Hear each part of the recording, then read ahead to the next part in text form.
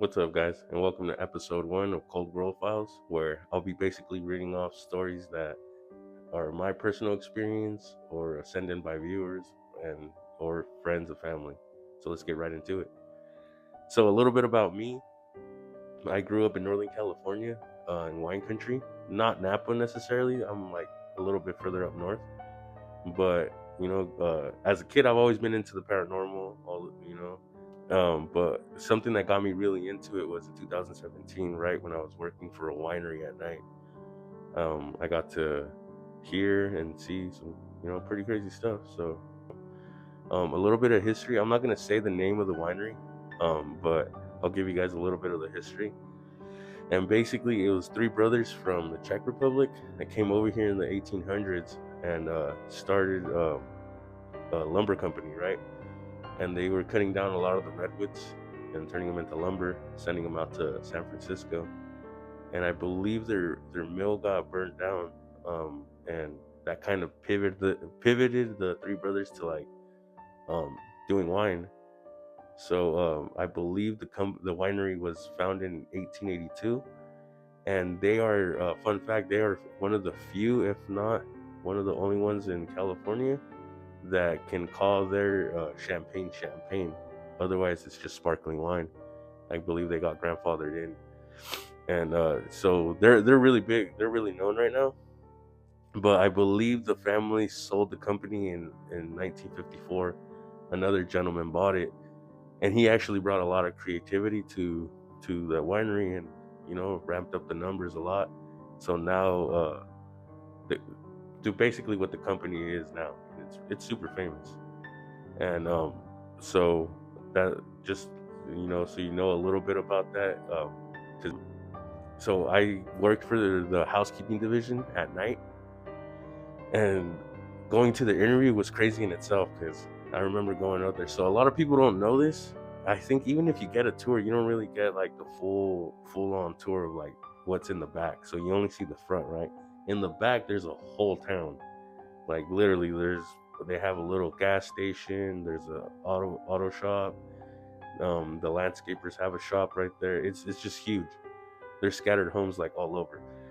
And the reason for that was when they were still cutting down a lot of the redwoods, people would come from nearby towns, right, to work. So there weren't vehicles, so you couldn't just like go home for and be there quick. So they built homes for mainly the workers, so they could stay there. And and now they're a lot of them are. I know a couple of the employees, like uh the guy who looks after like the shop. I believe he stays in one of the houses there. But so back to my interview. So I remember going to the interview. I had to go up the hill, and man, it was a far walk. But when I got there was two ladies waiting for me, and I introduced myself, and they seemed really nice, pretty straightforward, um, but they seemed pretty nice. And the interview itself was pretty crazy. They some of the questions were like if I believed in ghosts, if I'm scared of ghosts, and I kind of like laughed in the beginning, right? But they had a serious look on their face. They weren't really joking, and the one of the younger lady didn't want to like necessarily say it was haunted, so she kind of told me like people usually quit because like they don't tell us that they're scared of the dark, and it can get pretty dark out here because you're gonna be going from like basically like property to property. So I basically told them what they wanted to hear. I was like, no, I'm not scared. I believe in ghosts, but I'm not scared. I don't care. It was a big lie for what I witnessed, right? Um, so I got the job pretty quick. I started like literally like maybe 2-3 days like after, and so my first night I got to learn like all the stations. So a station was like, for example, my first station was where I got the interview. So it was on the top of the hill, and I'd have to clean the landscaping shop, and then I would go to the auto shop. From there, I would go down the hill to the marketing offices. They looked like just like this old house, right? But it was marketing offices. And then from there, I'd go to the brandy building where they made brandy, and I would clean up that area.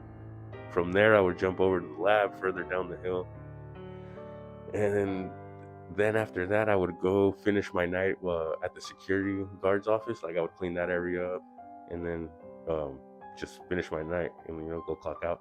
But one thing about that, the way to get around is golf carts. The property's so huge that like from going to like house to house or I you never make it walking. So I never heard anything like the first. I want to say like maybe the first 2 weeks. The one of the first things that I noticed was one time I was working in the lab, I think, yeah, and I heard one of the doors. It has a crush bar. I heard one of the doors like open, like someone was walking out, was already inside, and I was down the hall, so I kind of peeked out, didn't see anything, right? I even so it has motion censored lights. None of the lights were on, which I thought was weird. That was one thing.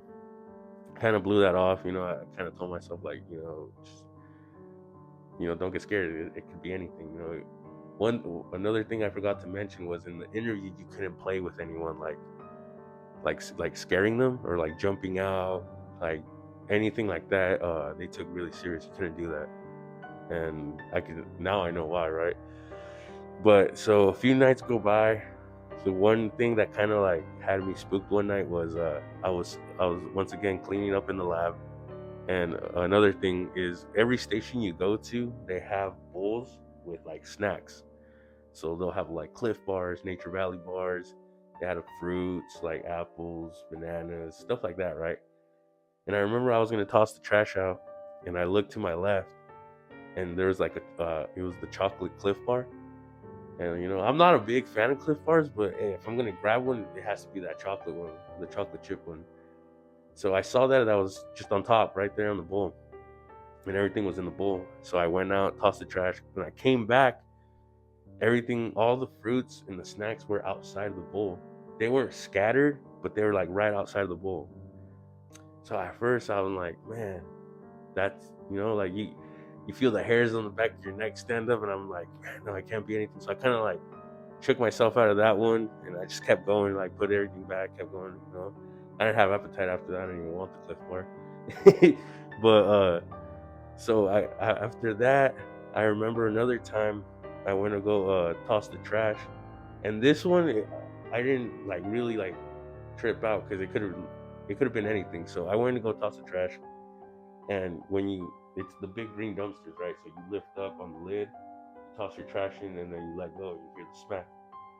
But so when I turned around, I heard it smack again. Boom! And I looked back. The reason why I didn't get scared is I don't know if maybe thinking back I did in my head, just obviously trying to clear stuff. I never heard it the first time when I let it go.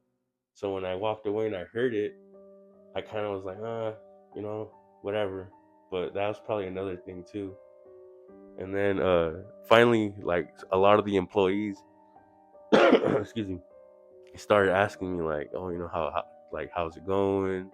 Like, are you doing good? Have you seen anything? Have you heard anything? And I kind of wanted to keep to myself. Like, I didn't want to tell them right away. Like, oh yeah, dude, I kind of wanted to feel them out. One of the guys that kept asking me, I felt like he probably seen something because he had the station that I was working at the time. He was already in some other station, and so he would ask me constantly like, "Hey, like, did everything go good? At the end of the night?" And I would just tell him, "Yeah." So one night, um, I was working in the Brandy area, and I remember I was cleaning up the bathroom, and I was mopping. When I was mopping, I swear I could have. So I was mopping in the bathroom, there's a mirror. I got to keep the door open behind me because I'm just gonna walk out, right? So there's a mirror in front of me, so I could see whoever's walking behind me. And I could have sworn when I was mopping, someone would just like happen to walk by. And the Brandy station's usually closed. There's no one there. It's just me. That area is not open at night. It's mainly like the warehouse. There's always people working there, and I think the bottling line, if I remember right. So when that time I really did get spooked because I could have sworn I just seen someone pass by, and like I turned around, I peeked out, everything. I walked out, nothing. No one was there, nothing. So that's when I started kind of like, all right, this is starting to get a little weird. And then to make things even worse, at the end of the night, you got to take your golf cart because it's so, the property's so big. You're just going around in your golf cart, right? So I got to go all the way up the hill, and I had to park it, so I could set it to charge. They have these little charging stations where it was, I believe it was 3 golf carts and 2 like forklifts on the other side. And then I would walk down again, by myself. So the night that really did it for me was I remember I was finishing up my night. I was driving back up the hill to like go charge the golf cart. And as I was going up, on, like I said, there's 2 forklifts on the right hand side.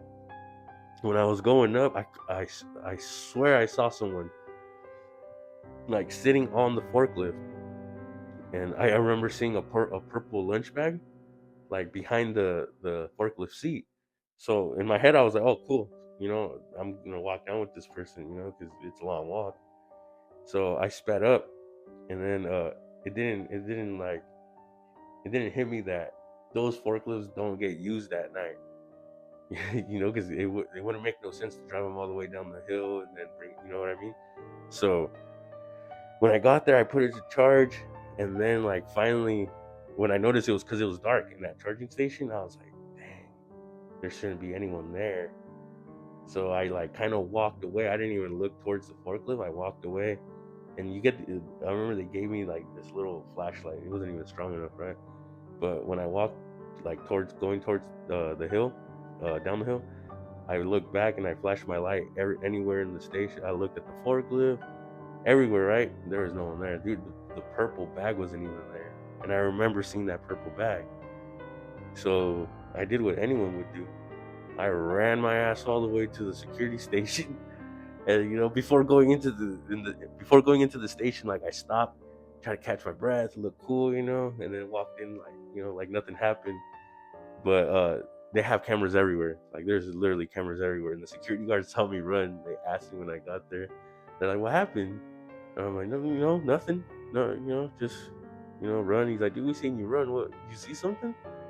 I couldn't lie at that point, so I like told them what I saw, and they weren't even like surprised. They're just like, "Yeah." They told me they think it might have been a person that used to work there.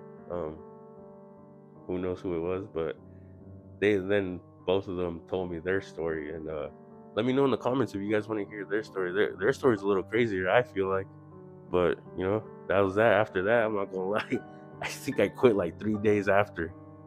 But yeah, that was it for this story.